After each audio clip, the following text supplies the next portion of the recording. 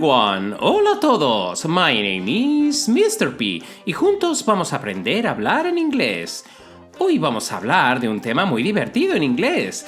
Descubriremos cómo se le llama a los diferentes sonidos que emiten los animales. ¿Estáis preparadas y preparados? Here we go! Los pájaros pían. En inglés se diría bird chirp o bird street. Aparte de piar, los pájaros cantan. En inglés se diría birds sing.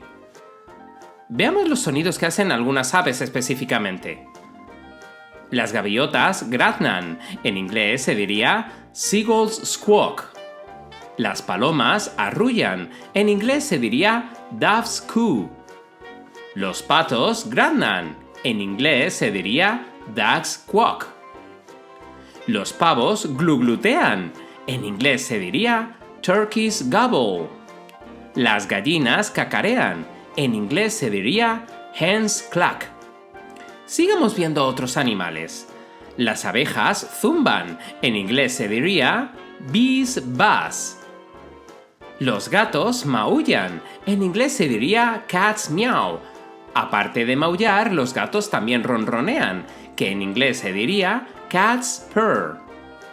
Los perros ladran. En inglés se diría dogs bark. Las vacas mugen. En inglés se diría cows moo. Los caballos relinchan. En inglés se diría horses neigh. Los leones rugen. En inglés se diría lions roar. Los elefantes barritan. En inglés se diría elephant's trumpet. Los ratones chillan. En inglés se diría mice squeak. Las ranas croan. En inglés se diría frogs croak. Los cerdos gruñen. En inglés se diría pigs grunt.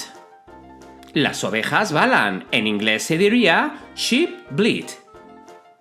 Las serpientes silban. En inglés se diría snakes hiss.